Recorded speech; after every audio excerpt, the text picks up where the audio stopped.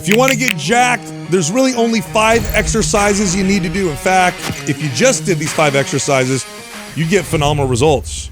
Let's guess what they are. I think the first...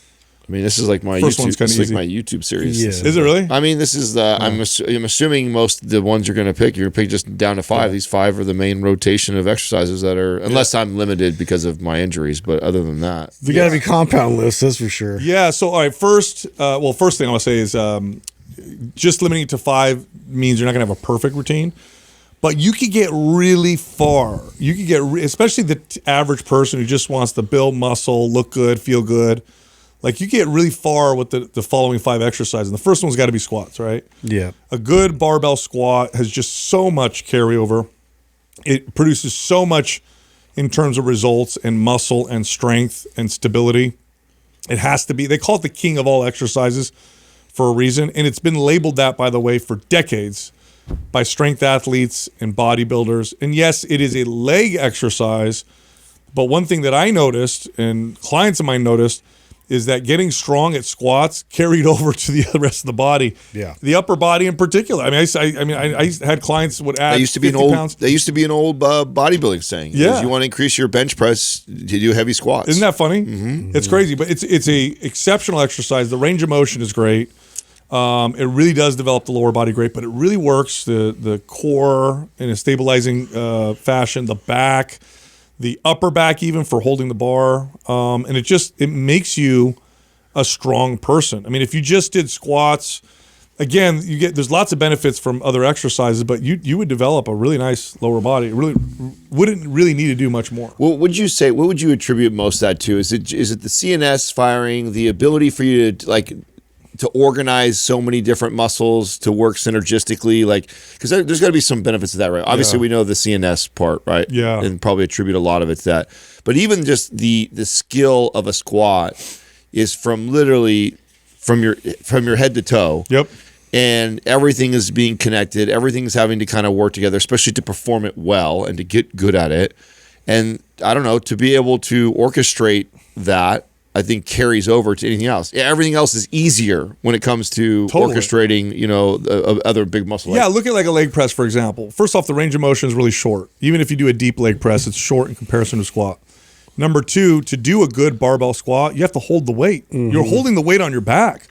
So you're also strengthening your upper body at the very least from an isometric stabilizing position. Right. You have to balance... yeah, I mean, all You're those also things. An external rotation of your shoulders. Yes. And you put a lot of emphasis there, which is like an isometric contraction, which in a sense, for a lot of people that have shoulder issues and limitations, because there's a weakness, there's an imbalance, there's something where, being able to hold and sustain that much weight on your back and to be able to tense that up and hold, in external rotation is going to help with the stabilization of your pressing. Oh, ironically, if you really think about it, a good barbell squat is a great posture exercise. Yeah. I mean, you've got external rotation of the shoulders. You've got scapular retraction and depression. Yep. You're having to maintain all of that while holding a substantial amount of weight. Bracing so hard so it doesn't affect your spine anyway. Yeah, so you get good at that. You probably have pretty good mid-back strength, and your shoulders, like you said, like people with shoulder problems with presses, overhead presses, oftentimes have trouble holding on the bar. Typically. Because they're not able to grab. Agreed. Next, which is close, a close second, is a deadlift. This is a real world strength building exercise. I know it's labeled biomechanically as a lower body exercise, but nothing developed my back all the way up from my traps all the way down like the deadlift. And this was true for all the clients that I ever trained. It is a back exercise, not just a low back, but all back exercise. And I think it's just from the tension and the amount of weight that you can hold. And it makes you strong. Like deadlifts always made me and my clients very strong practicing those. We've had discussions already about arguing that this could even be the king of all exercises. Yeah. And the argument is that every client that I've ever trained needs to put more emphasis on the posterior chain. We do everything in front of us, and most people neglect their backside. and it is the ultimate backside exercise from top to bottom. And so it could be argued as, I know the squat has been deemed the king of all exercises, but when you think about coming from the perspective of what do my clients need the most, I would argue that this is what they need more than almost anything One of else. my favorite stories around the deadlift was your anecdote, Adam. You know, you were you had gotten your pro card as a IFBB physique pro, obviously well-developed muscle. You obviously know exercise. You know what you're doing. And then you kind of add in the competing phase, but you still had the physique. It was shortly after. And it was right around the time we started the podcast. And you know, you wanted to see how heavy you could get your deadlift. Yeah. So you eliminated almost all, if not all, back exercises and just focused on the deadlift. That's all I did. I did not do anything other than deadlifting. That became my back routine. The crazy part was when you went back to the gym and then did your cable rows and your pull downs, and you were like, dude, I'm stronger at everything. Yeah. That was So eye-opening. Yeah, you think about things that has happened in our career, and that there's a few things that stand out. That's one of the most standout, especially considering how deep into my career that was. I mean, I'm 30 years old. You're advanced. Yeah, I'm 30 years old. I've learned a lot of things already and made a lot of mistakes in the past.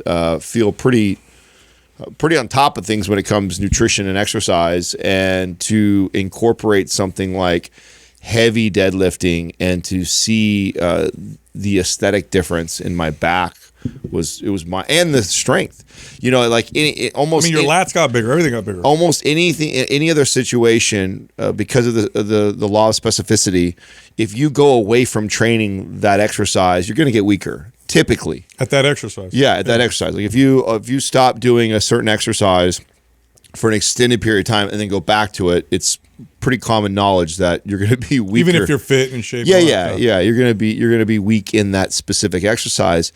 But that was not true. I had gained so much muscle and strength in my back from heavy deadlifting. Now remember, up until 30, I never did singles, doubles, triples. I never went after having a heavy deadlift. It wasn't even really a route. So there was lots of opportunity, obviously, there for my back to develop from that. And it did. And it developed so much that I went back to things like seated row. And the first time I grabbed that seated row in, say, 7-8 months, whatever it was ripping weight that I had never done in my life before, which that was wild. Crazy. Love that story. All right, next is a horizontal press. Now, this can be either a bench press or an incline press. Now, had you asked me this question 15 years ago, I'd say bench press. But really, if you think about it from a functional perspective, now I know from a bodybuilder perspective, incline press is probably better because it develops more of a aesthetic-looking chest. But even from a functional perspective, like I typically, if you ever have to use that kind of strength, you're typically leaning into whatever you're pushing, which is more of an incline press than a straight flat bench. But these are interchangeable for me. I think both of them are crucial. Yeah, I mean, I've always been a big fan of the incline press, but both of them are going to take care of this as far as building the physique that you're trying to build through just 5 exercises. And it's chest, shoulders, and triceps, and they all get pretty damn well developed. Yeah, I used to prefer the flat bench, and that was just because that's what I was trained on. And but over the years, it was just like the incline bench just made so much more sense in terms of just posturally getting you in a good position, and was a little bit less taxing on my joints. Yeah. Next is the overhead press, and this is standing. It's being able to press something overhead. If you can maintain this well, first off, you'll develop great looking shoulders. Also hits the triceps really well. But if you can do this well and you practice this well, full range of motion all the way down to the upper chest, full extension all the way up where your arms are next to your ears, you're going to maintain pretty healthy shoulders, strong, healthy shoulders, because it takes them through this full range of motion. You get the scapula moving along with the humerus. It stabilizes and strengthens the upper back, of course, the shoulders. It's one of the best upper body exercises you could do. I mean, I would argue it's even higher up there for me than the bench press. I 100% you can make that argument. It is. Yeah. I don't disagree with that whatsoever. Especially when you think about so you made the case with squats that how incredible it is even just for overall posture. I would say squatting and standing overhead press, if you train somebody at a young age to be able to do those two things and keep it through their entire life. Yeah, you're right. incredible posture. Yeah. That person will be strong Yeah. and have incredible posture. It's so funny too. They're mirror images of each super other, by the way. functional, yeah. One's a squat for the lower body, one's a squat for the upper body. Yes, that is. because of what you'll be able to perform both those movements through full range of motion, good strict form. If you could just do those two forever, you're going to have a strong, good-looking physique and posture from just those two alone. And then lastly, again, you could pick one of these two exercises, barbell rows or pull-ups. They're both exceptional at developing the back muscles, the biceps, the grip. Pull-ups, you're going to get more lat development. Barbell rows, more mid-back development. I like them both. I think they're both amazing exercises, both very functional. Can load the rows pretty heavily, you know. Yes. That's a benefit to that. But. Yeah. And you know what's funny too is like this is how good these exercises are, the 5 that we just listed.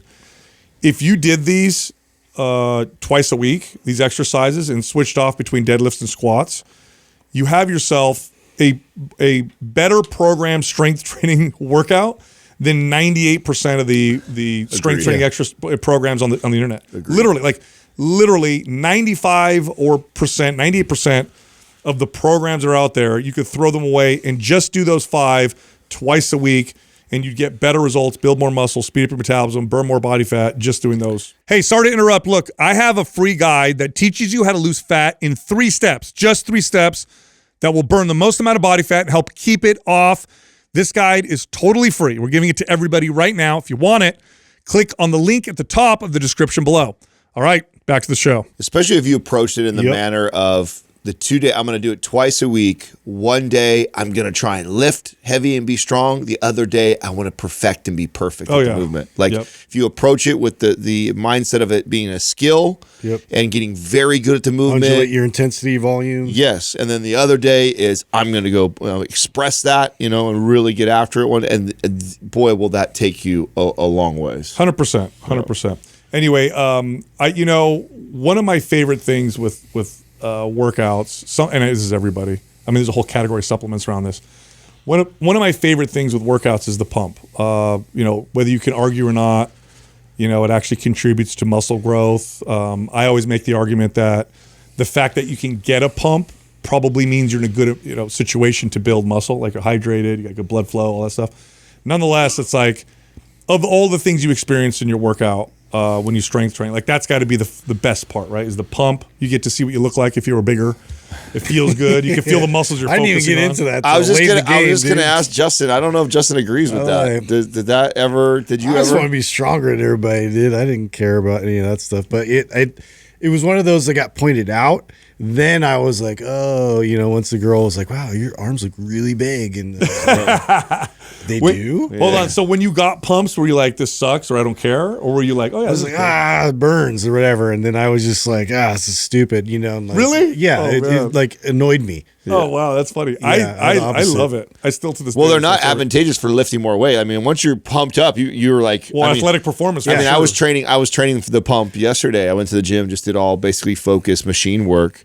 And I'm doing 12-pound laterals. You know what I'm saying? And because by that time, I love it now. And I'm so aired up. I'm like, I can't lift anything really heavy, or the forms would be terrible. So I'm weak. You know what I'm saying? But it's okay. I'm just like pumping them up. But again, I think if you can get a pump, it probably means it means that you're connecting to that muscle. It means that. Yes. That's number one, right? Yeah. Like if I had a client that we were training a particular muscle that was hard for them to develop, I knew we were on the right track when they're like, oh, it feels tight. Yeah. Like I knew like, oh, okay, we're hitting the lats or we're hitting the whatever. But anyway, where I'm going with this is, one of the best pre-workout ways to get a pump is to use red light therapy. Huh? Red light therapy promotes nitric oxide production, improves blood flow, and then long-term, it stimulates what's called angiogenesis. It stimulates the growth of new blood vessels for better blood flow in the future. I don't think I've ever tried to use it like that. Use it pre-workout. You get the ATP production. You get all that. Shine it on the muscle you're trying to. Shine it on the muscle you're trying to work. Okay, so now go hit that muscle. That makes me want to go do a cold plunge followed by a red light therapy followed by a workout. Oh yeah, I've never done that. Yeah, and shine it on the area. Shine it on the area you're trying to work. So you pump Interesting. So take your Joovv, right? Take your. You have the handheld one. I have the big panel. You have the big one. Okay. Yeah. Yeah. So okay, you got the Cadillac one, but even with the small one. take it and do 10 minutes on the muscle you're going to train. Especially if you have like a muscle that's hard to connect to. Yeah. Shine it on that muscle, then go hit the gym and then watch the Really? pump. That'd be an interesting experiment. Yeah, it boosts nitric oxide locally and systemically, meaning to that area, and then also you get this kind of systemic, type of effect. See, this is why they need to create like regular bulbs or systems to where they can go into a room. Like imagine having a room that like where we had the plunge, like, and it's all red light. Yeah, flip on the red light, get into your plunge, and be getting blasted by it. That would be awesome. I mean, I did the challenge. I guess it's not really a challenge, but they told you to like shine them on your balls for a while. I did that for a while. And Did you get a pump? I mean, it's a different kind of pump, but I was definitely like, what are you doing over there? I'm like, I need I want to see if this affects my testosterone at all, and it, I'm sure it did. I didn't test, It does. It does raise testosterone. Any cell that the red light touches produces, well, it does more of what it's supposed to. So when you shine it on this is, by the way, people laughing. Look it up. Red light studies have been around for, by the way, decades. This is not like new weird science. This is old. But if you put red light on your testicles, the Leydig cells of the testicles will get some of the red light, and they'll produce more testosterone. Yeah. So, and we have friends, by the way. We have friends that did this. Now they were the first just one person. thing. Yeah, they were like they were showing like this. The 1%ers doing the that's fun. yeah, ball shining. and even for erectile dysfunction, probably a good idea too. It's the most important thing though, and talking about like Joovv as a reputable company is. I remember I got like one of my family members listened to the show and they went out and they bought their own red light and they didn't go through Joovv. And they're like, "Is this one work?" And I said, I mean, I don't know. Let me look." And when I looked it up, the Joovv light was 15 times more You'd powerful. have to do it 15 times to equal one. And so use. I tried to explain that to him. I'm like, you wanted to save cheaper. Yeah, you save 50%, but you're getting you got a weird tan. You're getting 1/15 of the value it's of just this a red thing. light bulb. So now you got to spend 15 times the amount of time in front of this thing to try and equate to the same power that the Joovv is. So that's probably the biggest thing I would tell people is to pay attention to that because the science is matters, out. yeah. Enough people in the wellness and the fitness space are privy to. I mean, shoot, NBA and NFL teams are adopting it. It's no longer a secret. How amazing it is. But then what comes with that are all these, generic brands and competitors that come out that have a lesser product that are cheaper.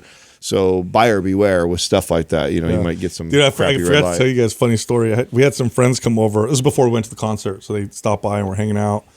And they were, my son was out, my 4-year-old, and he does this thing like if someone introduces himself to him, unless he's being shy, but if he's not being shy, he'll shake their hand, and then what he tries to do is he'll squeeze it as hard as he can because he wants the person. Everybody plays along. So if he'll squeeze them, and they can tell he goes like this, and everybody plays along like, "Oh my God, you're so strong!" He loves it. He thinks it's the greatest thing ever. So my friend Tim was over, and he's like, "Oh, hey, what's up, buddy?" And I'm like, "Hey, shake his hand." So he reaches out, and then Aurelius grabs his hand and is like squeezing it. And my friend Tim's like, "Oh my God!" He's like, "Oh, where'd you get that strength?" And then my son puts his hands on. He's like, "I work out sometimes." Yeah, I like to do some exercises. And he's like, "When do you do exercise?" Like, I do push-ups and leg ups. He's like making up exercise. Leg ups? Everything's ups or whatever. Oh my God. It's so awesome, dude. so do a lot of what's ups. But he loves it. You can see he's like trying to get their hand. It really plays along. So back cute. to your fit tip today with the 5 exercises. And I was just thinking about how I know you're talking about trying to, work on your exercise addiction and scale back a bit. Let's change subjects. It would be really cool. You would be a great person to experiment with. Like, I would love to see what happened if all you did was squat and overhead press for like 6 months. Wow. I bet you would keep a way better physique than you can even imagine. Probably. I think you could. Yeah. And that's all you did was I'm just squat. Just those two? Just squat. Get really good at those two? Yeah. Just 3 times a week. Go in there, squat, overhead press, and just see what I could. We can imagine. Yeah. Those side laterals. I was just dude. thinking it would not only to be a cool experiment, but also be a healthy experiment for you to potentially do that. You know what I'm saying? So why don't you try something like that? Actually, I've been doing way less volume in my training. And what do you guys think's happening? You're seeing you're better growing. results. Yeah, dude, way stronger. And all I mean, stuff. I I always do more than I'm Yeah, supposed you to. find that edge. Oh yeah. But it's hard for me to differentiate how much. Obviously, years and years of lifting, obviously being on testosterone, all these things work to my favor. I'm not naive to that. But it is very surprising how minimalist my training is right now. And I'm able to, like, obviously I'm not like competing me, but I'm able to put together like a solid fit physique right now with like, I mean, I'm working around like 3 different injuries. I'm barely doing, wild, right? All the work you did all those years. Yeah, it's such a testament to that. I can't stress that enough to the young generation. Like, if just keep going, be consistent. And it's funny because what's advertised, I mean, maybe that's a strong word. What is widely understood is, oh, you're going to be working out for the rest of your life, but it really sucks as you get older. Yeah. Actually, yeah, of course everybody ages, okay? Of course you notice effects of aging. First of all, you notice way less effects if you maintain your fitness, especially in comparison to your peers.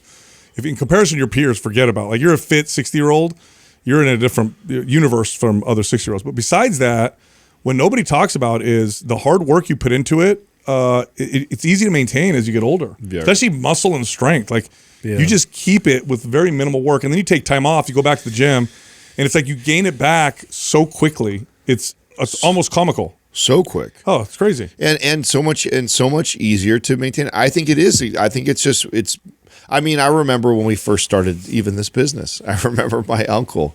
At that time I'm 30, right? Or right before we officially started MINDPUMP, but I was starting to build the online. And I remember him asking me, like, "Well, what are you gonna do when you get older?" Yeah. You're gonna be doing this like workout thing all the time. Like, sure I am. You know what I'm saying? And it's awesome. I can do way less of it and still be that old fit guy. You know what I'm saying? Like, it's awesome.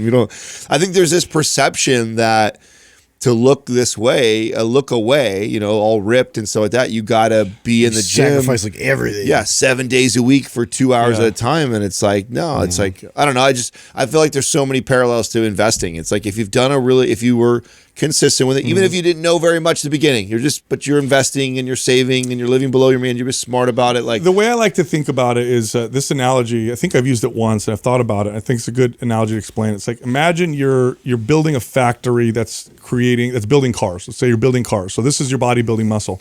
But in order to build cars, you have to have machinery, conveyor belts. You have to have a whole factory to build the car. So you build the factory first, then you build the cars, and then you stop building the cars, but you still have the factory. So now you want to build cars again the second time around. Now you're going to pump them out fast because the factory's already there. So you set up. This is what happens when you build muscle. The muscle building epigenetics remain in place when you lose the muscle.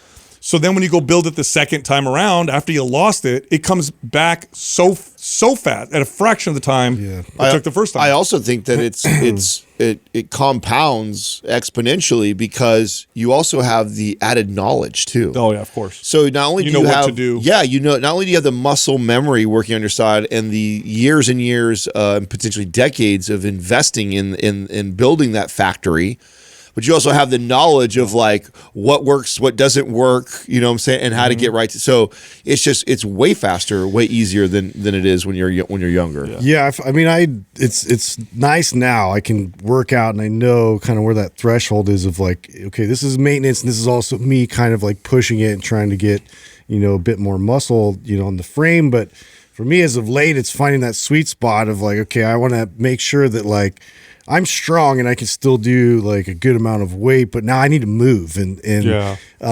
So Everett just started finally doing a sport that I can relate to. What's he doing? Basketball. Oh, cool. That's right. So like we've been shooting hoops like crazy, and I'm just out there, and I forgot how much I love just going out there for like an hour, 2 hours, just shooting hoops, and you just get lost in it. And then I'm moving, and then sometimes I'll move fast twitch, and sometimes I kind of get into it and get a little bit cardiovascular, but then I stop. It's just like the fast bursts and everything. But then I went and played with some other guys, and it was like right away, like it all kind of came back. And you went and played a pickup game? Mm-hmm. Oh, good for you. Where'd you do? It was down at the high school. And so, yeah, I was just there trying to show him, like, because the thing too, it's like I was losing the ability to move a certain way that I was trying to demonstrate. And I was like, oh shit, I got to like bring this back. And so I had to deliberately systematically do that again, just like you would if you haven't been lifting. And so it's the same thing from the skill perspective, but it comes quick. That old adage, right? You don't use it, you lose it. It's so true when it comes to movement. It's so true. Do you go do a pickup game, or is these friends of yours that you met with? Well, originally I had a friend there with me. We were just doing kind of shooting around, and then some other guys kind of came in, and then some other guys and like, hey, let's run a game. You know, Like a like, white all man right, can't jump hustle. it's yeah. Billy Hoyle over Yeah, there. there was no money involved. Take the white guy over there. Justin, I'll take thick headband, cakes. headband over there, acts like he doesn't know how to play. Thick legs over there. Bro, when I managed, so I've managed a couple gyms with basketball, like indoor basketball. First of all, if you manage a gym and you have an indoor basketball court, you're going to get fights in the gym. That's just the way it is. 100%. Okay? There's always, just every gym. Egos. There's things that happen when you have big box gyms. One of them is you're going to call an ambulance once a month. Someone's going to pass out. It's very common. Remember the first time it happened when I was a trainer? I'm like, oh my God. My manager's like, it happens every month. It's like, okay. People eat it on the treadmill all the time. People fall off treadmills all the time. And then I saw one lady once, her legs came out from under her and she held on to the, did I tell you guys, she held on to the treadmill, the handles, wouldn't let go while it was running, and it pulled her pants down. So it just ripped her. Yeah. I watched the lady bounce off the, in Hillsdale, the back row, bounce off the glass. Oh, yeah. God. Oh, man. But yeah, if you have a basketball court. Over in the corner trying really hard not to laugh. It's terrible. You're going to get fights, okay? Yeah. And now you would think the people who would get in fights in the basketball court are like young dudes, like dudes in their teenage dudes or in the 20s. No. It was always guys in their 40s and 50s. Yeah, weekend warrior dads. A-holes. Never. I don't even think. How many fights did you guys break up at? Oh, a lot. It was always old guys. I mean, I've seen it all, but a lot of times it is that. Yes. Yeah. More often than not, it's the old dads like getting into it. Dude. You ever have to go in and break them up? Or oh yeah, all the time. I mean, I had a trainer fired over at one time. Like I had a trainer get punched by a member, and my trainer was the one who ended up getting fired because of it. Because he hit him back. Yeah. In self-defense, though. In self-defense. That's a stupid thing to fire someone for. It was all how they reported it. Oh, man. So, but all the time. I was there for so long, so there's so many. I mean, I had all three gyms I had were basketball courts. So Capel McKee, Hillsdale, and all three of them. And Santa Teresa, all basketball courts. I went in once, there was a fight, and so of course members come out, there's a fight. You run in there, and they had stopped. The fight had stopped, but like there were bloody noses and stuff, and nobody wanted to rat anybody out. Like, what happened? Nothing. I'm like, okay, whatever, bro. I'm not gonna kick you guys out if you're not gonna rat on each other. There's a lot of gyms. That's part of why they don't even like that. You get also too that's what everybody wants free passes for to come in. So they'll let them in through the they don't care about working out. They just want to use the gym. Did you ever have them sneak them in through the emergency exit? That was it was so hard to police that on Saturdays because Saturdays the courts would get so full that there would be people sitting all the way around. And so and then the alarm would go off, and then you'd be like, "Who was it?" And you're like, "Ain't nobody telling who it was." You know, it's terrible. I used to absolutely hate that. Anyway, I was online, Justin. I read this crazy story. I know you like this kind of stuff. Lay it on me. So I belong to like different kind of forums on Facebook, and there's a couple forums that will share like wild and crazy stories, like some of them conspiracy theories, some whatever. Okay. But there's this one dude that it's widely known, and was reported. Happened a long time ago, but it's so crazy. I'll read it to you. This was a story of a young girl named Sarah Whitcher. You ever heard of this story? Sarah Whitcher. Huh? Yeah. This is in 1783. This happened. So a 4-year-old little girl went out of her home and went into the woods, and they couldn't find her. 4-year-old little girl. Oh my God. Couldn't find her. Terrifying. They did, scary, right? Yeah. And they had a whole search party for her. They couldn't, nobody could find her. They saw her tracks in the snow.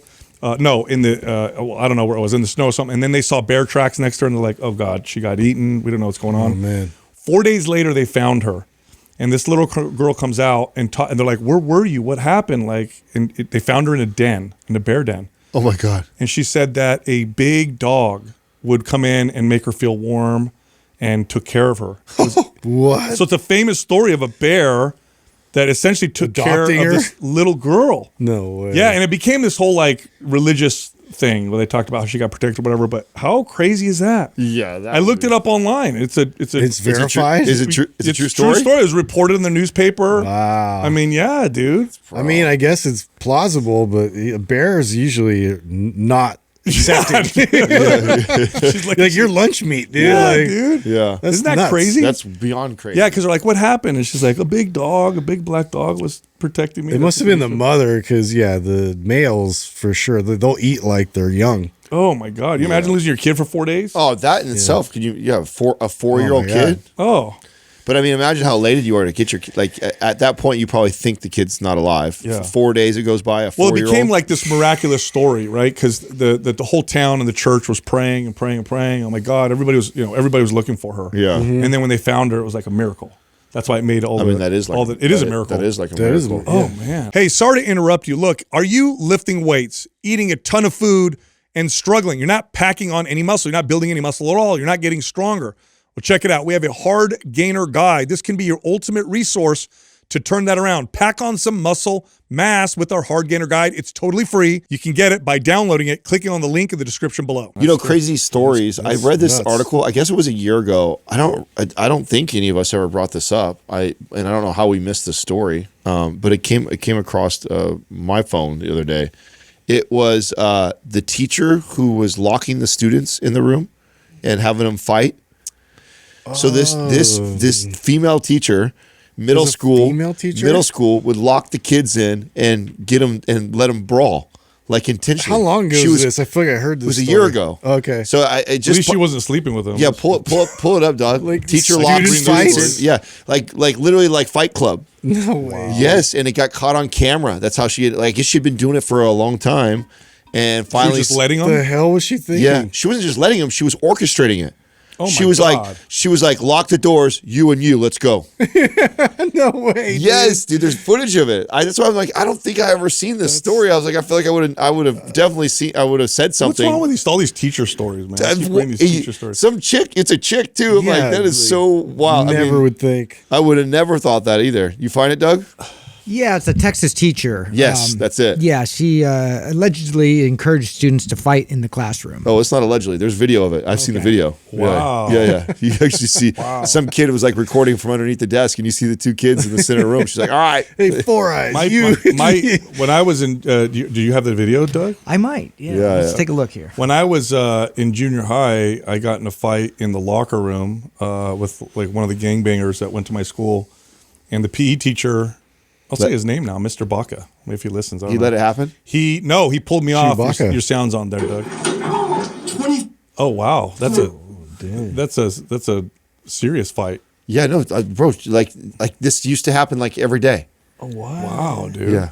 She's probably sick of them arguing with each other. She's like, you guys want to fight? Go for it. I mean, I think it must might be what be happened. part Went of down. it. Child Fight Club. Wow. So, What is wrong with these teachers that do this stupid? This is terrible. Look at that. so these are all like girl fights so far. Yeah. There was definitely Oh, boys it's too. I guys. saw both. I saw both. She's just like a refereeing them or something? Yeah, I'd like it was like illegal totally, hold. totally encouraging it. Yeah, no, I got in a fight Dude, that's with crazy. with the gang, like this gangbanger kid, and he jumps, he pulls me off or whatever, and then we're all in trouble sitting down, and when it was just me and the teacher, okay, it was just me and him. He goes, he deserved it. I'm glad he did that. Don't tell anybody. He walked out. I was like, oh. Oh, he did. Yeah, because he was a punk. He was the dude. He used to like bully everybody. Yeah. And nobody ever stood That's up got to to be like him. the hardest thing when you're a teacher, like and you are like behind the other kid, Yeah. like you know what I'm saying, like he Yeah. deserved that. No, shit. he looked at me like, he gave me a wink. He was like, "It was good." I'm like, all right. He's like, "You're still in trouble." I'm like, all right, that's fine, bro. I felt. You're like, what's that good for? Yeah, no. Thanks, buddy. Just He's give a you. kid, a crappy Can I ass get a kid. patch or something? Yeah, he's a crappy ass kid. Maybe hall monitor A nice for. little beating in that locker. Dude. One of my favorite stories. Hey, who had the flat tax thing? Oh yeah, what do you guys think about that? You know that's getting thrown around. I would love that. You Can can't- I mean, we listen, talked about that a please, long time please. ago. Let's talk about amazing things that'll never happen. Yeah, let's go. Exactly. Yes, Alex, for $500. If we make it past World War III, yeah, let's talk about A flat how tax awesome- would be so amazing for so many different reasons, but one of which is people don't realize just how much time and energy is spent and resources are spent towards playing the game, figuring out playing taxes. playing the game. It's ridiculous. It's so much. That's why it won't, because there's too many jobs that it would eliminate. There's so many people. There's so that much have, bureaucracy. There and is just baloney. Yes, it's so. But it would be so simple, and I wish it was like that. Like flat across the board, no write-offs, no nothing. Here's your, maybe past a certain income that maybe is like a negative income tax, like Milton Friedman used to talk about for people who are, struggling. But other than that, like it would explode productivity.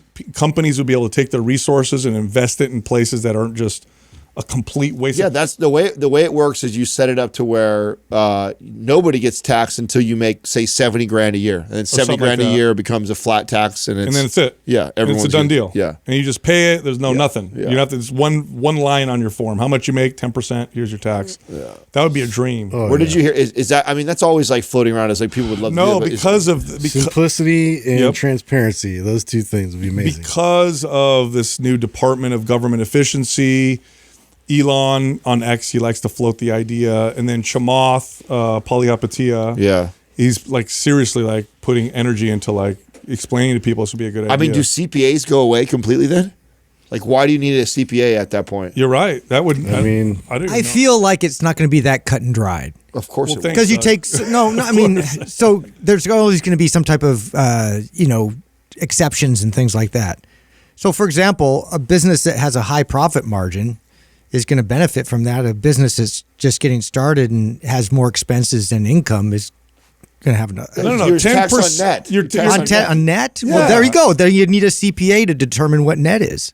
Oh, okay. There you go. Okay. So that's fair. All right. But their jobs are way less, way easier. Yeah. Mm-hmm. 10% net profit. And that's that. Yeah. And then for individuals, 10% of your earnings. Yeah. And it's a done deal. Yeah. What's his name? There was a candidate once that promoted that. He called it the 10-10-10 plan or something like that. It was like 10% flat tax, 10% corporate tax, 10% whatever. Yeah. But that would be so, people don't understand this if they don't own companies, especially big companies, really big companies.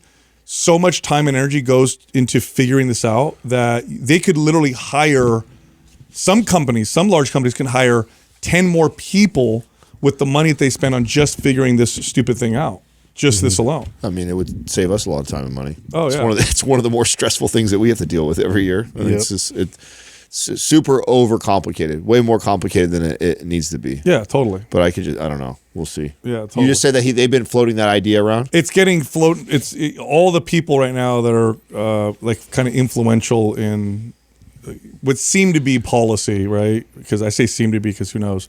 They're all talking about like, hey, what do you guys think about this? Maybe we should do something like this. And it's been brought up in the past. Milton Friedman was a big proponent of like simplifying the tax code. Has always been my hero in economics. Yeah. But you're right, Adam, because the tax code is so complicated because it's designed to help their friends. That's right. And take from other people, and it's so complicated you can't figure it out unless you're, you got the best CPA and you're in the in club type of deal, and everybody else. And then they use the tax code to trick voters. Oh, don't worry, we're going to give you this. Don't worry, we'll tax these people. We'll make sure, and nobody knows. Can anybody understand? Yeah. What it is? It's the most complicated thing in the world. Yeah. I don't know how many pages are in the tax code. It's like thousands. It's crazy. Yeah. Nobody reads it. There's at least thousands, I think. Which is anyway. One thing I wanted to bring up were signs of too much caffeine. I was you guys are hilarious with this. There's the obvious signs. At me? There's the obvious signs like irritability. Yeah, irritability. You name your symptoms. Yeah. This is about Adam right here. Cotton mouth. Yeah. Anxiety, poor sleep, whatever. Do you know what one of the other signs of too much caffeine is? Huge fatigue. You wouldn't think that's a sign, but you get an energy crash. Yeah, like crash, especially midday crash. So I feel that's how I came up with this random 600 milligram mark.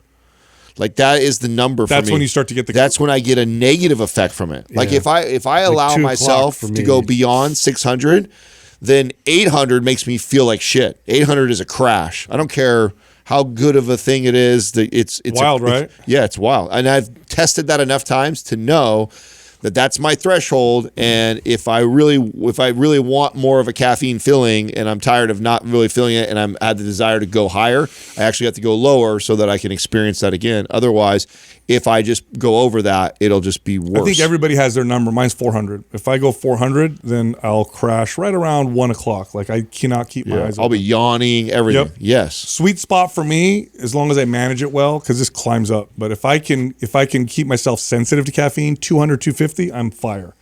But it always climbs. It goes 200, 250, 300, 350, 400, and then I get the crashes.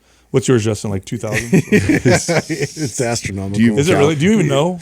I mean, Do you count? The highest I'll go is probably 800, but Really? yeah, I don't. Wow. I don't. So that's 4 really strong energy really drinks. strong, but I don't do that. I know I got a problem when I'm doing that. It's 3 is kind of where I like, but a 2's optimal. But I like drinking. I don't know. Like sometimes it just becomes a bit of a ritual thing. If I'm about to speak, that's how I it's am. like, ooh, yeah, this kind of just gets me in a zone more so than I feel the effects of it. It's just like it's The mental aspect yeah, of it's it? the mental aspect. I of would it. agree with that. Yeah. That's how I feel. You know what I do when I travel to be on other podcasts, because I want to maximize, obviously I want to do a good job, is I taper my caffeine down for about 2 or 3 days. Yeah, that's smart. And then I save it for whatever podcast I'm going to be on. Yeah. And it always delivers. More impactful. Yeah, it always delivers. What I've been messing around with is the dihexa that we get, from Oh, our partners. peptide. Yeah, it honestly, 2 for me, like capsules, like Are they 20 milligrams or 10? I'm not sure. Okay. Yeah, but Okay, have some. Right? yeah, I'll start with that just as like maintenance, and it helps kind of with memory recall. But then if I really want to be sharp that day, if I do 4, it is like laser vision. Yeah, that was the one I didn't notice too much. Yeah, it worked. I don't know, man. I noticed it a lot. Like it's very impactful. I had more effect from the C-Max. yeah. That's the nasal spray, right? Yeah, that one I noticed. I thought the nasal spray was the best one I did too. Same here. And then I did the other one too, the NAD one, Justin, that you recommended. Oh, yeah. Oh, what was that called? It's NAD nasal spray is what it is. I didn't get too much of an effect from that. No. That's so popular right now. Mm-hmm. The NAD IVs, the nasal sprays, the pills. I mean, We did everybody. We all did the full-on IV. And we did the patch. We've done the patch too. I like the patch. The IV I didn't. So that's patch we interesting, did. right? The IV should be the best. Theoretically, I didn't right? like it. Theoretically, the IV should be the best one of all the ones that we've done. I didn't right? feel much of an impact from Nope. it. Nope. The patch is what I noticed the most. Yeah. Uh-huh. Mm-hmm. Yeah. So why is that? Is it just the I think quality it's of bummer it? because it's like expensive. I think when you do the IV, it's one big bolus of NAD. And I don't know if that feels great for a lot of people. For me, it made my legs feel heavy, which is actually a side effect. I don't like it. But I think the patch is a consistent drip of NAD throughout the day at a adequate dose. Yeah. But you're right. Same thing for me. I didn't notice it. What I haven't done is, and I want to do this, is that the next, because it should be good too if I was getting a cold, right? And if I were Yeah. to take it. Yeah. So I want to try and take it like on the front end of a cold. Now it's cold season right now. Let's see if I slap it on. And Speaking of immune system and stuff, I was going to bring up athletic performance benefits of a good probiotic. We'll start there, right? So I predict, and I love doing this because, we like being right. Yeah, no, I love it. No, I like doing this because it's recorded so people can go back. And be like, Nostradamus. I predict the next real big kind of supplement push because of the data for muscle building and fat loss are probiotics. Really? Yeah, the benefits that you get from probiotics with muscle recovery, muscle growth, athletic performance. Has there been recent studies you've A lot found? of them. Yeah, and it's actually better than almost any other supplement. Creatine is always the top for natural supplements for stuff like that. But probiotics, when you take a good probiotic, you see improved endurance, strength, muscle growth, fat loss. You get better craving response, so it's better for your diet. All that stuff. And now the kicker with this is, the probiotic space is so wild west and crazy that the vast majority of them, they don't have enough strains. They don't get where they're supposed to go in the body, and it's by the time you take the capsule, it's dead. Yeah. You're taking dead bacteria. So if you've used the probiotic and you're like, man, I didn't notice much, it's probably because of that. Seed, who we work with, is like in another galaxy with that. I mean, it makes sense. We talk about this quite a bit, where we recommend that before you go buy any sort of a performance supplement, build muscle, burn body fat, that you first take care of the essentials. You take care of the things that your body is lacking. If you have an unhealthy gut or microbiome, populating it with healthy bacteria, getting yourself healthier makes sense that all everything's going to run better. Yeah, it makes sense that all the other systems would perform at a higher level. It's been shown to improve the muscle protein synthesis signal, reduce excessive inflammation, improve insulin sensitivity, which is pro-fat burning, pro-muscle gain. And then, of course, nutrient absorption and amino acid utilization, right? So you eat your protein, you're going to get more amino acids to your muscles when you take a good probiotic. And again, there's not a lot of good ones out there. Seed is the only one that we recommend. But yeah, that's what the data show. Now it's back to immune system. Healthy gut, healthy immune system, strong, robust immune system from having a healthy microbiome. Having an unhealthy microbiome is like your immune system's hampered. It doesn't have the same ability to fight off viruses and bacterial infections. So we have a shout out. Yeah. Doug has a shout out. Yeah, I do. Lioness on Prime. So I watched the first season last year, and then the second season is up now. It's mid-season right now, but What's it about? Is it good?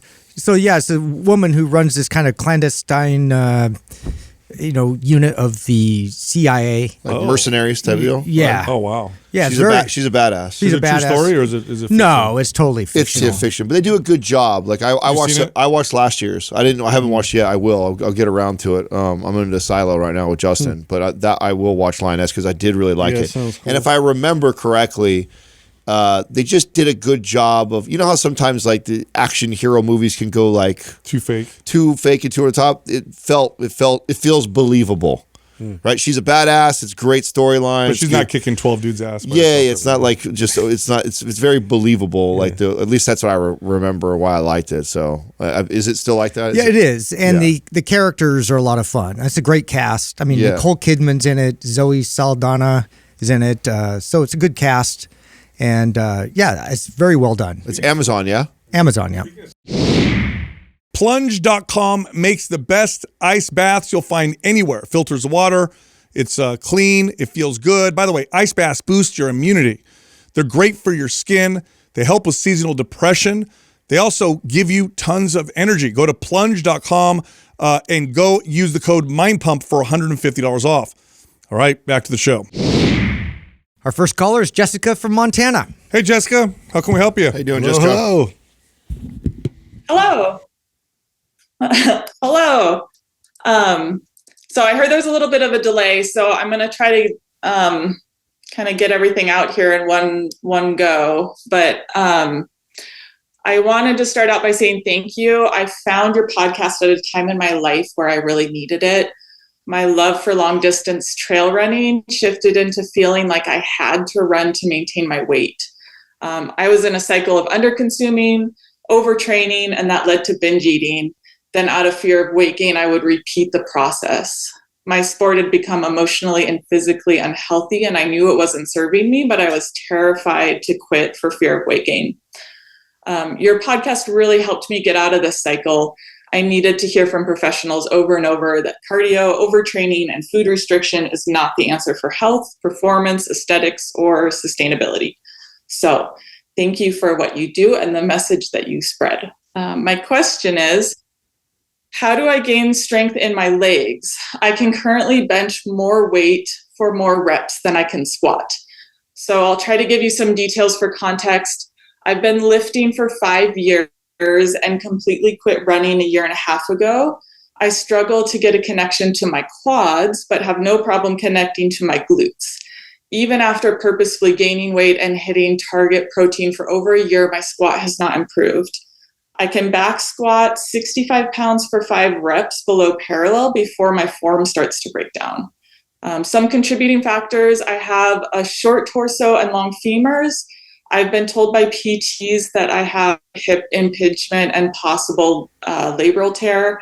I've also had other issues, including right meniscus tear, plantar fasciitis, Achilles tendinopathy. Luckily, everything but my hip has improved or gone totally away since I quit running. So knowing that I have instability and mobility issues, I've been trying to exercise, trying to do like PT exercises, 90-90s, compass stretch, band walks, single leg strength training. I know I'll most likely always have some limitations, but how can I maximize strength gains for my body? That's great. So this is typically, if you're hitting protein and you're eating adequately, okay, so you're eating enough calories, so that's out of the way. This is typically a programming issue. It has to do with your workout and maybe how we can put a workout together for you that can lead to better strength gains. People who have hip impingement issues, which, you know, short torso, long femur, it's typically more common. You tend to see people who thrive in running sometimes have an issue with some of this stuff. Split stance exercises are typically great. And then front squats are really good if you feel challenged connecting to your quads. And there's really no issue with perfecting and practicing front squats over back squats for a little while. Are you following any of our programs, Jessica? I'm not currently. Map symmetry. Yeah. Let's put you on. What does your current routine look like, first off? How many days a week are you strength training? And what does the frequency of, let's say, squatting look like? Sure. So I'm kind of switching. I switch things up. I still hike in the summer because I like to get out in the mountains. So in the summer, I've been doing more like full body 3 times a week, focusing on compound exercises. And now I'm kind of shifting into upper lower split. So I'd say I do at least 4 days a week of strength training. So hitting my legs twice a week. And then what does your caloric intake look like? What is your maintenance, or what are you trying to hit on a regular basis? Yeah, I don't track super strict because it just puts me in a weird headspace, but I'd say I average probably around 2,500 a day. Okay, that's good. And then it said here, I'll go up from there if I'm more active. Okay, and it said in your email, that you're maintaining between 15 to 20% body fat. Yeah, I don't really know where my body fat percentage is at. All I have access to is I have there's an in-body scan that I've done, and that says I'm at 12%, which I think that's super low. And then my home scale says I'm like 23 to 25%. Okay. So on the same day, like right there. It's all over the place. Are the pictures that you sent us, are those recent? Yes. So the one where I was kind of in my calorie surplus and a little heavier, that's me like 80% of the year. And then the leaner one is, that was like a month ago. Okay. You're very fit. You're very lean. Yeah. This is probably a programming issue. Mm-hmm. By the way, some people just don't do well with the back squat. I'm assuming your deadlift is probably pretty good. My deadlift is pretty good. Yeah. I feel like the mechanics on my squat are just really uncomfortable. I just don't connect well. I don't feel tension. It just feels awkward. Now you obviously bulked up, and then so we have 2 pictures. I see you when you were bulked up, and then the more recent one where you're leaner. You don't think you built any muscle during that bulk? Did you do like a body fat test before and after, and you saw you didn't build muscle, or what? I mean, it looks like you're doing phenomenal. That's why I'm asking. Yeah, the in-body scan kind of stayed the same. Like if anything, when I did the little mini cut and did an in-body scan, it said that my fat went up by like 1% and my muscle mass went down. Well, it sounds like you have a lot of instability restrictions that need to be addressed. Yeah, which I'm glad that you said that you've been going through a lot of these mobility drills. I do think like really hyper focusing on the squat and the mechanics of the squat with low load with that. And really like adding that tension and being able to kind of sit in the squat and work your way through that is going to be very beneficial for you. Obviously, Sal brought up like split stances, and that's going to help with stability issues with that particularly. But one thing I'm pretty sure you probably haven't, and you tell me if I'm wrong, if you've done like low reps in terms of like, 1 to 3 rep sets. And that would be something too. Once we build your confidence up and stability, that would be like a whole new avenue for you strength wise. Do you ever train in that low rep range? I do sometimes. I'd probably say my lowest is like 3 to 5 reps just because I don't want to get injured. Okay. Mm-hmm. But I guess one of my questions with that is because I was like, okay, should I drop the weight even further?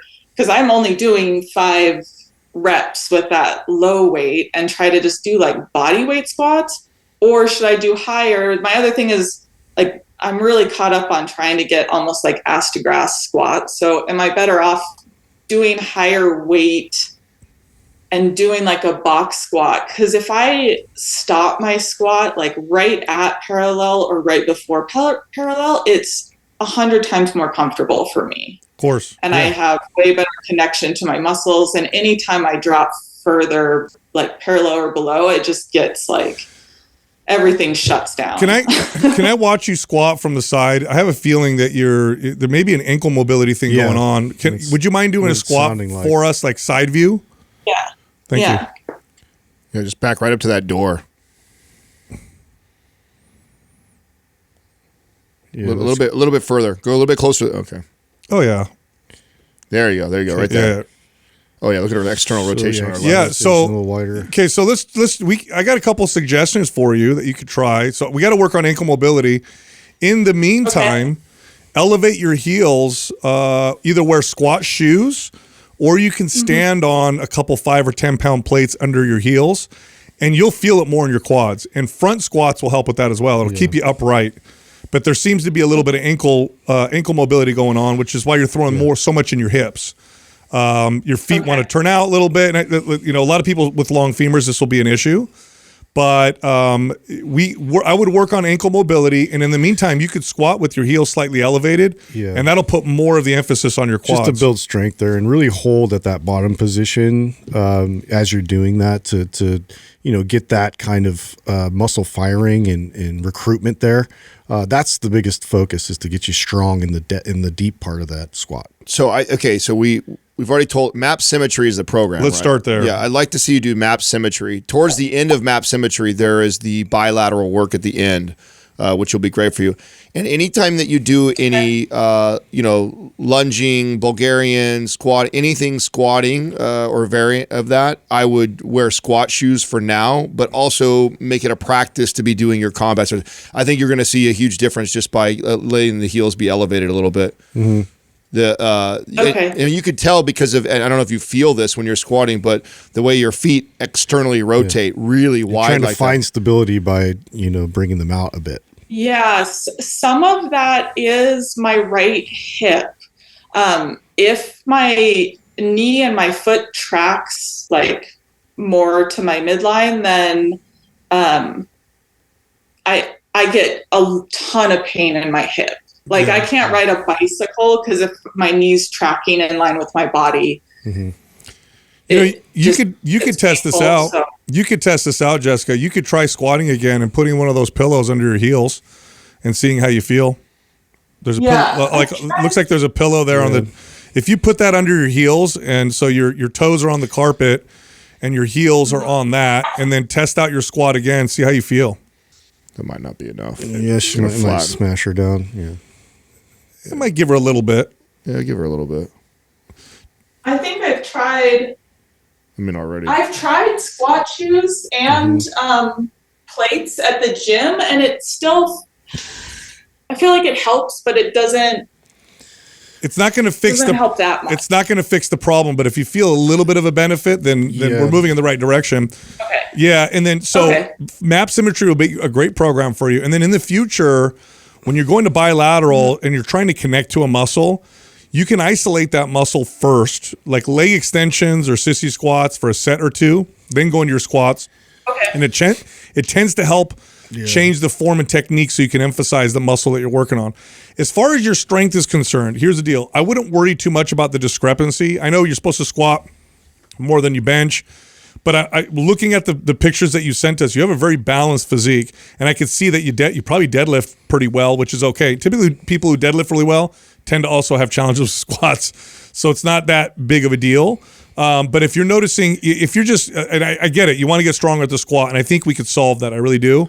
But don't worry too much about the strength discrepancies, because there's differences from person to person, and it doesn't always mean something. Yeah, it also sounds like too, like if you put a little more emphasis on your adduction and your internal rotation. So you've been doing 90-90s, but to do the 90-90 with that emphasis on the internal rotation, where you get that back heel kind of up and you're smashing into the ground. Also too, like a rubber band would be great, like for a primer before you do a squat, doing some adduction with that and some reps there, just to get that to respond appropriately, so it stabilizes you a little bit more. I'm glad Sal said what he said, because I think it's important to commend where you're at. You're a 40-year-old woman in incredible shape. You do have great balance and symmetry. You came from a place of overtraining, under eating. I think it's important you know that, right? That you're doing really, really good. I mean, really, really good. If you were a client of mine, I have a feeling this is something I'd have to remind you as you're, wanting to do more and say, like, especially from running for so long. Yeah, no, exactly. When we pulled out the pictures, I was not assuming. I did not think I was going to see a picture that looked like that from what you're very muscular. For what you said you'd come from. I did not think you look built. You're very built, and you got good balance, and you're in great shape. Doing really well. I mean, not everybody's going to have the best squat in the world. I mean, and we can work towards that. And absolutely, I think the advice we gave you is the right advice, but also reminding yourself kind of how badass you are too is important. Thank you.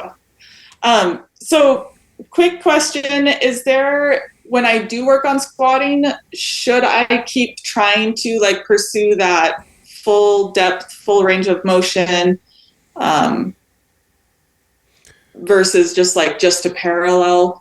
Yeah, I below parallel is just good. A little below parallel. You don't have to go all the way down to the crazy. ground, but you should practice mobility to go all the way down to the ground. But you don't have to strength train necessarily in that way. Okay. Yeah. Okay. Yeah. Okay. No. And then do some priming with like leg extensions and some. Yep. Okay. Really, Okay. really. Yeah, because I do feel my quads if I do leg extensions. Of course. but- Yeah. That'll help. And just make it a ritual. Multiple times a day, you get down and you work on that combat stretch. I think you're going to see a big difference by really putting a lot of energy and effort. And it takes time. Like, you got to be consistent with it. But you'll see progress there. So just stick with it. Do it multiple times a day, every day. Obviously, do it before you go work out. But make a habit of getting down there and doing that more often. Okay. All right. Awesome. Thank you. We're going to send you symmetry. Yeah. Awesome. Thank you so much. I'm excited. You got it. Thanks. Thank you. Thanks for your time, guys. Bye-bye. Yeah, I'm glad we get sometimes questions like this where it's more nuanced, a little bit more challenging. She's consistent. She's doing a good job. When I asked her programming, not bad. Full body workouts. Yeah, she has good ideas. Good ideas. She sent 2 pictures. I'm glad she sent one where it showed her in a surplus versus one where she was leaner. So looks like she knows what she's doing. And there are going to be exercises that, some you're going to have sometimes they're just not good at them. Doesn't mean you give up on them, but don't get too obsessed with, I'm not, I should be able to do this much type of deal, because there's some, body dysmorphia. There's some different body types, I should say, where you're just not going to do as well at some lifts, and that's fine.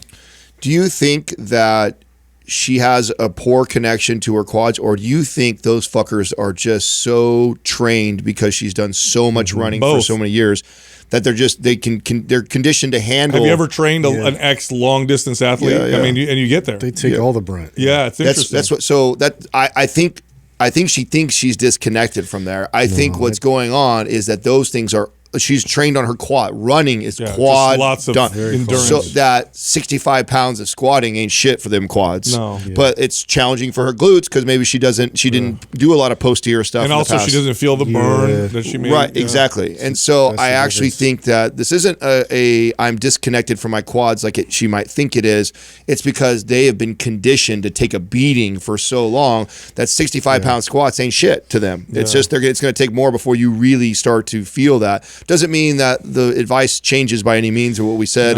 It's very obvious to me there's an ankle mobility because, I mean, she had extreme external rotation. Yeah, I mean, if she's feeling her knees already not tracking properly, like you got to do the work. Like you got to find that stability there. And what's interesting to me is sometimes you see this, like I have hip impingement, you put them in a split stance and it's gone.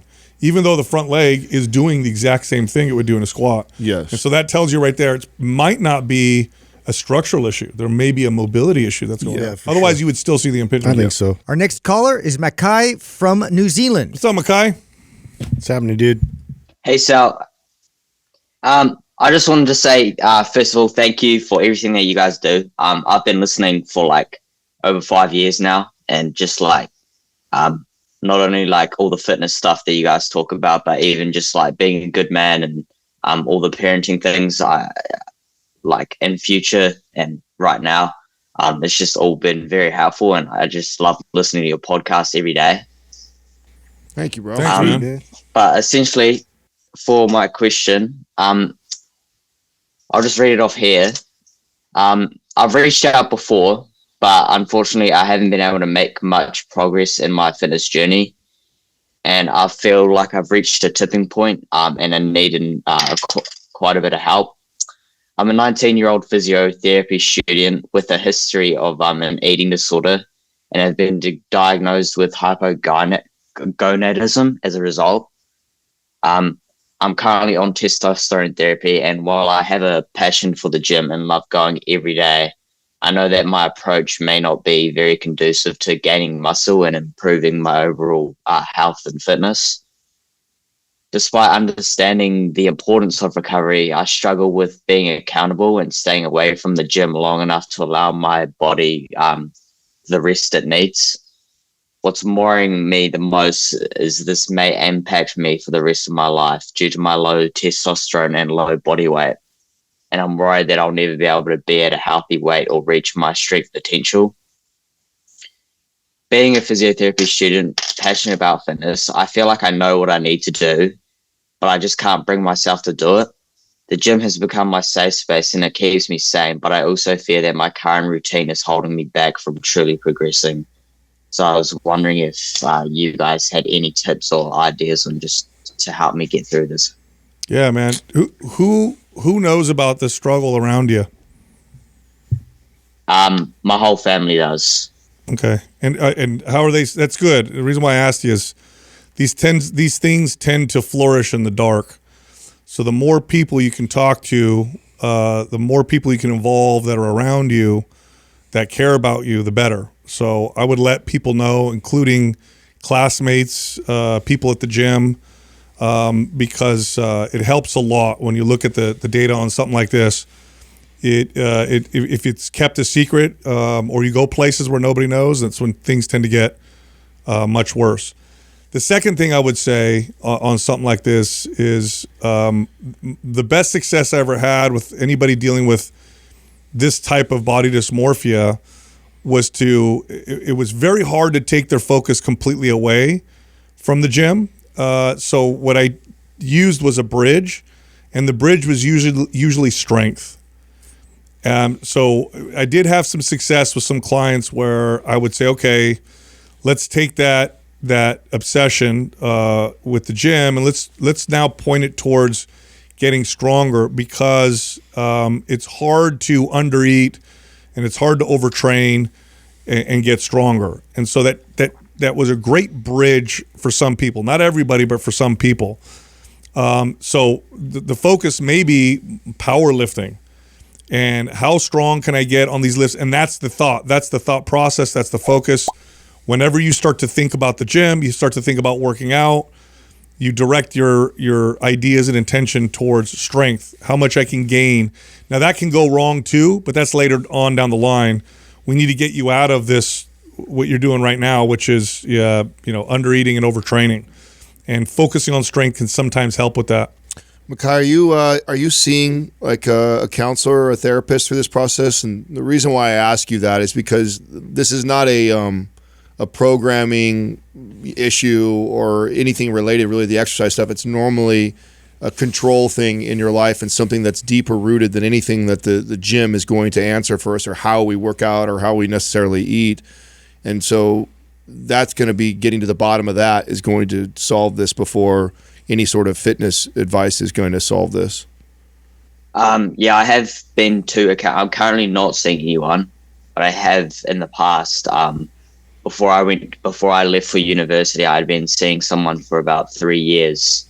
But that was more, it was very focused on the food and the eating side of things. There wasn't much focus on exercise or the fitness or anything like that.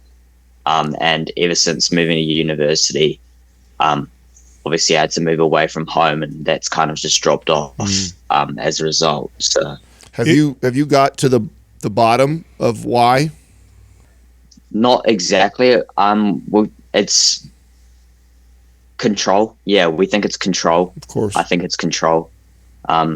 Just controlling what I eat, what I do. Yeah, I think it all just gives me. I have very bad anxiety as well. Like this is a pretty big thing for me coming on here. Doing great. But yeah. You're doing good. Thanks. Is working with somebody available to you still? Yes, probably. Yeah, definitely. It's a great idea. It's a really, really good idea to work with someone on a weekly basis. I think that's. I mean, that would be the first step, is to continue to work with someone. The second, do you have a spiritual practice? I wouldn't say I have a. It's a bit complicated. I don't really have a spiritual practice, but I do meditate every morning. Okay. The control. There's a myth of control that we live in the world, and when you look at the data on some of the most effective methods and ways of helping people get rid of that grip, that tight grip on something that doesn't exist in the first place, is a spiritual practice typically. Okay, so if you're a physio student, you sound very logical. Meditation is moving in the spiritual direction, but it doesn't have the higher power element of it, and that can alleviate the feel of, or the myth or the lie of, I can actually control things, and I have all this ultimate control type of deal. So if you're open to spiritual practice, I would start looking in that direction as well. And being a smart kid, just study it. Just being a smart kid, just study it, and see if that helps you. But definitely work with someone on a weekly basis. 100%, you got to do that. And then from a training perspective, if you're open to trying powerlifting and putting your energy towards strength, that's where we could help you. But Adam's right. The gym isn't going to solve this at this moment. You definitely need to work with somebody. You've alluded to why too, right? It's very obvious that, you've been listening to us for 4 years too, and so I'm sure you've heard us communicate the message around strength training, and right? And so when you started off with the you know what you need to do, yet you're not doing it, right away tells me this isn't like a solvable problem for us, where it's just like, hey, do these exercises or do this program and this is going to solve your thing. And why having somebody to communicate to is because the things that keep you from doing what you already know you need to do have nothing to do with lack of knowledge, and it has more to do with being reactive to emotions and other things that are going on. And so just being able to have the right person or a person to communicate to on a regular basis, they'll help keep you out of that emotional reactive part of your brain and stay focused on logically approaching your health and fitness journey versus reacting. And so it's not a matter of you not knowing. You obviously are a smart kid. You know what you're doing. It's more than that. It's deeper. Yeah. Getting it out is very, very therapeutic, very helpful. If you write it, if you meet with somebody, to be able to express it so you don't keep it intrinsically, which, obviously that leads to anxiety and all these other things. So. Makai, are you in our forum? I don't think so. All right, look, I'm going to put you in our forum.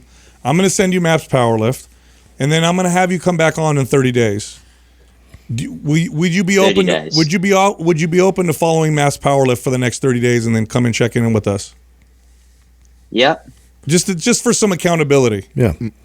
Yeah, I would. Yeah, well, that's my main problem. I don't have. Yeah, that's the main problem. We'll hold you accountable. Yeah, that would be amazing. We'll hold you accountable. Yeah. So, and on top of that, I want to emphasize what Sal said about that forum is such a great community. Talk to them. I'd love for you to introduce yourself when you come in there and engage, because I know for a fact there's at least 2 people that I've spoken to before that have gone through something similar as you that's in that forum.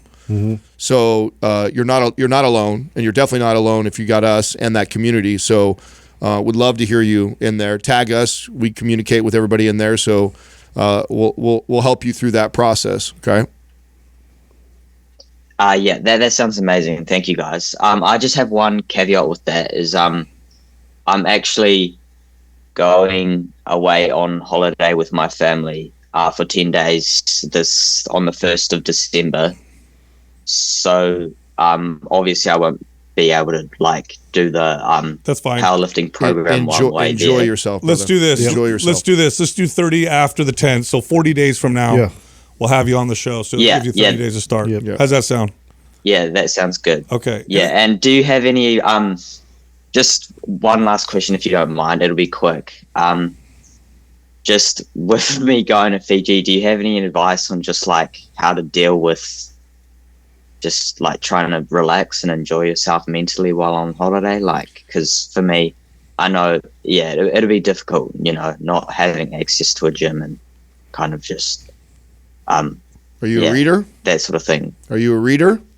I love reading. I'm into reading philosophy, and I've actually been reading a lot about religion. I got lately, books for you. So do I. Let's give them a couple suggestions. Yeah, I have one for you. C.S. Lewis, C.S. Lewis, Mere Christianity. Just if you want to start looking at the spiritual, and just look at the data on how it helps people. So stay open-minded. He's an intellectual. So Mere Christianity, great book. Do you have one, Adam? Yeah, I do. John C. Maxwell, Developing the Leader Within. Sweet. And what about you, Justin? Mad Magazine. Yeah. Start with those 2, and Just if you do knock those those out, I got a whole bunch Do behind those, it. I tell you what, we'll ask you what you think about those. Stoicism book would be great. Oh, there you go. Meditations by Marcus Aurelius. Marcus Aurelius. There you go. Oh, yeah, I've read that one, but I'll read it again. Yeah. Read the 2 that we sent. That'd be great. The subtle art of not giving a fuck. We talked to you in 40 days, and you read those 2 books, and you started Powerlift. We'll give you some more. Yeah, stuff. I'll keep you busy. We'll You take just care of you message me in that forum and let me know when you knock out books. I'll keep you busy for a while. Nah, sweet. Thank you, guys. I appreciate that heaps, eh? It means a lot. Words can't even express how much this means to me. So just thank you for everything. Means a lot to us that you reached out. That's right. Excited for you, bro. We got you. All right. Thank you. Take it easy. Oh, heart breaks. Yeah. Heart breaks, but he's just, he reached out. That's courageous. It's a big step. Yeah, he's on camera. He's talking about what's going on. I don't know if you guys read the rest of his email, but his family's been through some tough. Sounds like it. I didn't, but it was obvious to me, right? It was obvious that he's had some. He lost a sister to rare form of cancer. It said in there, yeah. So little sister or older sister? I don't know. I don't know. Say? But I mean, still, it's tough. And he's, when you're in that loop, I've been in loops before. You get stuck in a loop of a behavior that you're aware is not helping you, but for some reason you can't stop that loop. And that is a tough place to be in. It's like you feel trapped. So, and if you end up watching this, if you stop it, the longer you stay away from it, the easier it gets. But that initial period is really tough. You have to will yourself. And it's not this is not a lack of exercise knowledge or nutrition knowledge at all. I mean, he said right away when he opened, I was just like, okay, this is definitely not. This is not a ignorant thing. Yeah, this is not me. Oh man, you've been doing that workout? Switch to this one. This is going to solve your problem. No. I mean, I hope that he gets connected again. I mean, hopefully we can help out a lot in the forum. That's why I put him back on the show, because I know he'll, Yeah, so I hope he does engage. I do know there's at least 2 people in our forum that have gone through this. Yep. So, and I know for sure one of them is thriving on the other side. I haven't seen the other one in a long time. But I hope that he reaches out, opens up, because I think they would have a lot to say and communicate to him. It's Cyber Monday. The Cyber Monday sale is happening right now. All MAPS workout programs and all MAPS workout program bundles are 60% off. Go check them out. Go to mapsfitnessproducts.com and then use the code CYBERMONDAY for that discount. All right, back to the show. The next caller is Jason from North Carolina. Jason, what's happening? What's up, man? How can we help Hey you? guys, how you doing? Good. How can you help me? Thank you, man.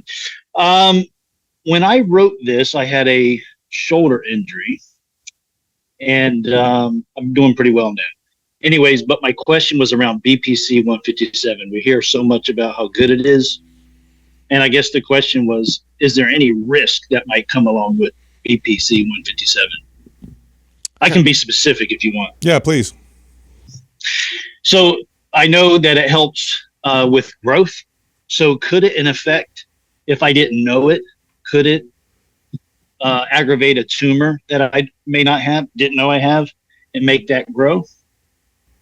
That's a great question. So here's the thing with some of these peptides. The data, human data is somewhat lacking. Okay, so we'll start right there first. Number two, none of us are scientists or doctors. So we're going to talk about what we've read and what we understand and some of the people that we've interviewed who are experts in this field and kind of what they've said about this. So the concern is actually a valid one, right? BPC 157 it speeds up or promotes blood vessel growth to the tissue, accelerates healing. Like, could this potentially cause a tumor to grow or grow out of control? Very complex question. The research on, or the opinions on BPC and cancer are divided. In some ways, it could, theoretically. In other ways, it could actually be anti-cancer. In fact, it's getting researched as a potential cancer treatment. Now, here's why cancer is such a complex topic. A diet that builds muscle is healthy. In the context of certain cancers can promote cancer growth, right? Cancer grows from carbohydrates. It grows from proteins. It could grow from stimulating mTOR. But in a non-cancerous environment, mTOR it builds muscle. It's healthy. It speeds up recovery. Testosterone is perfectly healthy, obviously. If you take a bunch of testosterone and you have a testosterone-sensitive tumor, it could cause the growth of testosterone. The other thing to consider with peptides is peptides are naturally occurring in the body. So this is not a drug that was created to kind of shoehorn itself into a receptor. This is a peptide that your body has. It has safeguards against. It's going to do what it naturally does in the body, and the side effects of many of these peptides are so low as a result of this. So that's a very difficult question to answer. But I can tell you that the research right now. There is research right now on its potential anti-cancer effects. So, but otherwise, I don't have the answer for this. I will say this: if you have cancer, I wouldn't use peptides unless you're working with a cancer specialist, because if you already have cancer, all bets are off.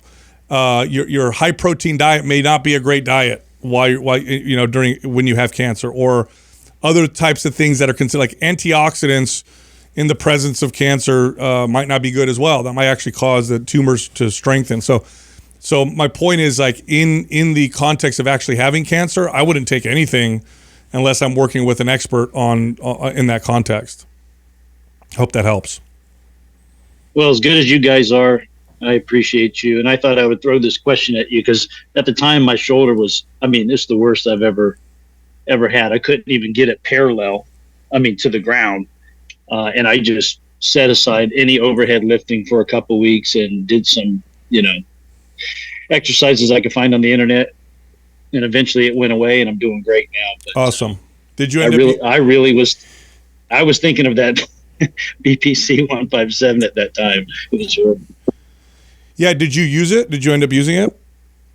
No, I never did. And I guess it was for that reason. I just thought, I already have a wife with health problems, and I didn't want to make my life worse. So I figured I'd just take the long road and rest it out. Yeah. But just because of the potential, but it sounds like a phenomenal peptide. Yeah, and again, there's research on its anti-tumor effects. A lot of peptides that are pro-growth are actually released when you have a tumor to prevent tumor proliferation. So, like some of the thymosin, peptides which are pro recovery also. Like the thymus will release them to stop proliferation of a tumor. So it's interesting. Same thing with hormones, right? Like having healthy growth hormone is great. You have a tumor, probably not a good idea to have high levels of growth hormone. Estrogen, healthy. But when a woman has, breast cancer, they often block her estrogen because it could contribute to the growth of, but low estrogen, right, naturally could contribute to certain cancers. Same thing with testosterone and growth hormone and other things. So it's a very complex, it's not as easy as, it's pro or against. And again, we don't have a lot of data to support one or the other. Mm-hmm. Well, I appreciate you guys' integrity and honesty. You got it. Thanks for calling in, man. Thank you, guys. Yep. Thank you, man. Have a good one. Yeah, that's just the thing with a lot of these peptides or hormones, or like you'll see, like I really hate these articles that are like, mTOR is the key to longevity. Keep it low. Low mTOR all the time means you don't build muscle, you lose mobility and strength, and muscle is very strongly connected to longevity. So what do you make of that? Well, if you have a tumor, let's not get mTOR going through the roof. But if you don't, probably a good idea to keep it up. But it's not as cut and dry as people think. Yeah, I feel like if you are concerned or worried that you may have something like that, I wouldn't even, why risk it? Yeah. I mean, he made the right decision, in my opinion, if it's something that he's concerned about.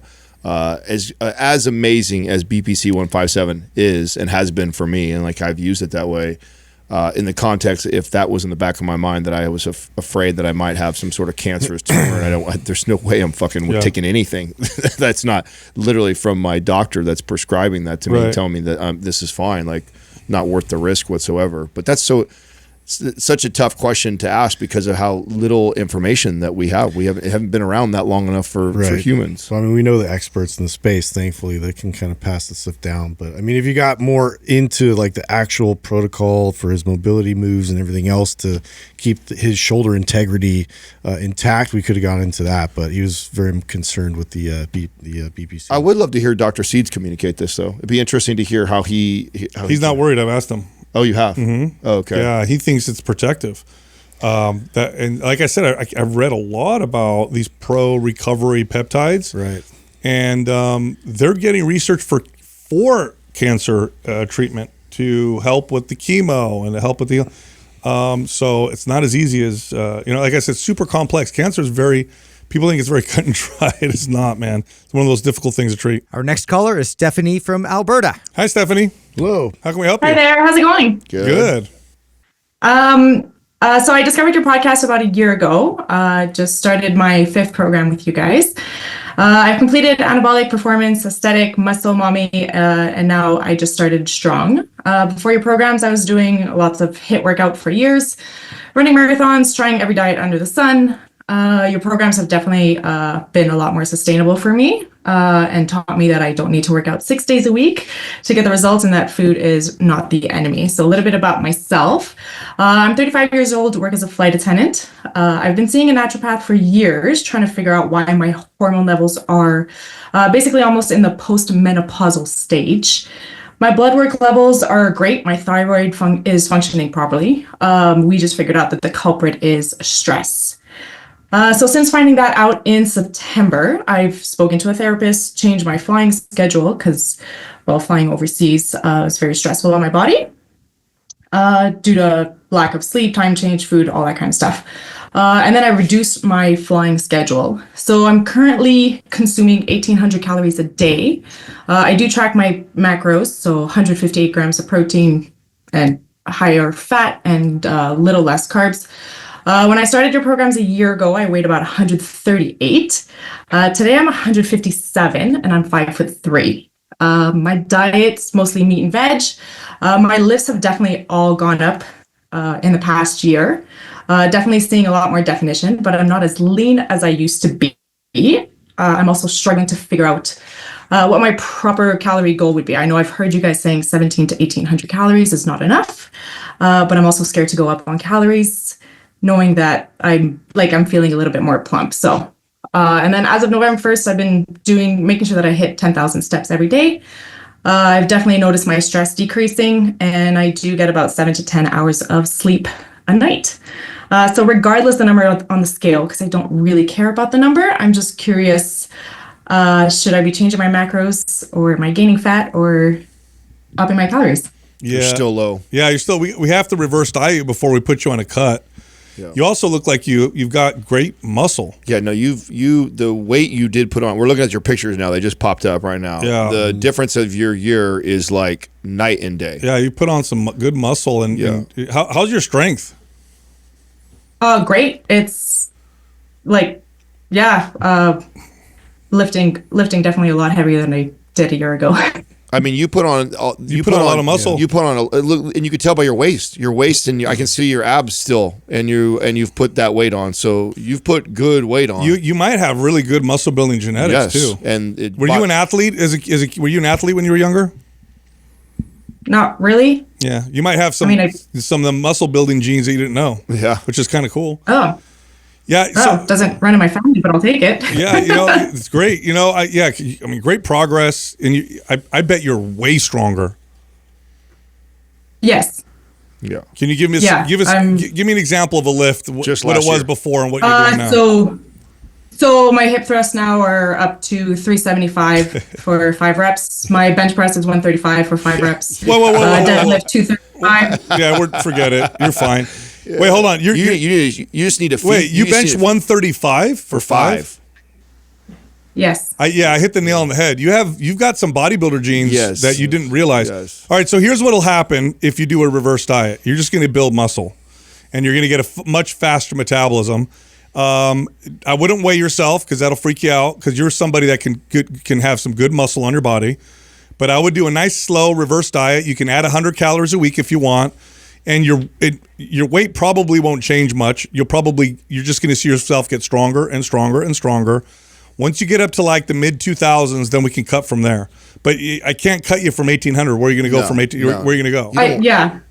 You can tell by your numbers, the way your body's responding last year. Your body's begging for it. I'll tell you. So these are generic numbers because obviously I don't know, but a good goal for yourself is to get somewhere around 26 to 2,700 calories. Okay, work your way up slowly, not from now to there, right? Not 1,800 to 26, 1,800 to 1,900, 1,900 to 2,000, 2,000. So it's going to take months to get to that number.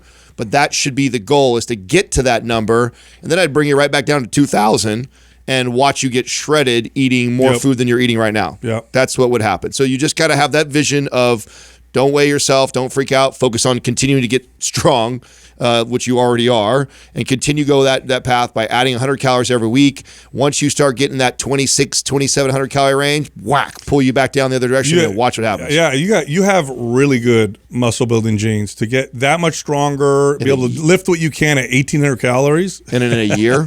with hormone issues? Well, it's funny because lots of hormone issues, but I don't feel any more, I don't feel more hungry. I kind of just eat the same thing every day, and you will as you start to reverse diet and get stronger, you might stimulate your appetite a little bit. Yeah, but 100 calories, you just go up 100 calories. We could also do this to make sure that happens. We could shake it up with the type of training you've done. We could do something super. Well, she's in strong now, which is great. Yeah, no, that is a good move. I like right strong. Now. I do too. I would like powerlift after that. Have you done powerlift? No. Oh, follow that up. And then symmetry would be great too. Those are your next programs. We'll give you powerlift if you don't have it, and then after that, symmetry. Okay, sweet. Yeah, and sweet. Thank you. And again, just 100 calories. Just go up 100 calories for a week or two, then do it again, week or two.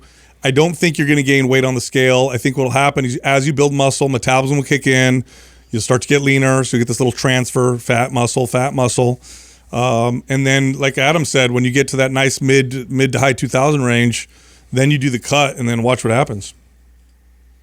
And then I'll just level out at 2,000. And if you're happy, if you're happy there, I mean, that's this is the part of, if you were my client, together we figure that out. I also want to put you in a place where, we want to have metabolic flexibility. In other words, to where you can have a weekend out with the girls, or you can have a birthday dinner, or you can have a nice Friday night and have dinner and steak and dessert and be okay and not feel like a bunch of body fat comes on. In order to do that, we got to have your calories high enough that it doesn't overspill just from one bad meal.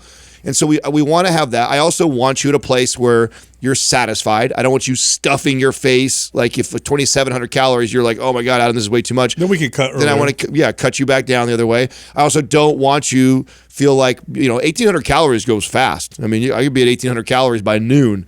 So I also don't want you there where it's like, oh shit, it's so easy to get to 1,800. I have to have all this lean meat. I can't even have a juicy steak or have something that has higher calorie because it puts me over my.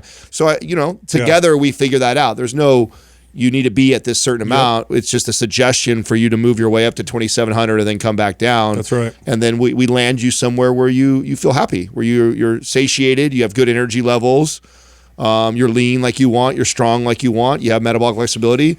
And you and I together have to determine that, not just me telling you where you should be. Okay. But I would love to hear back from you after you give it a couple months of doing this. And I would an update. Yeah, I'd love an update. I'd love to see where you go. I have a feeling you're gonna get strong as shit. It would be awesome. Yeah, It'd be a fun client. For sure. Yeah, you would be. And then one last quick question for you.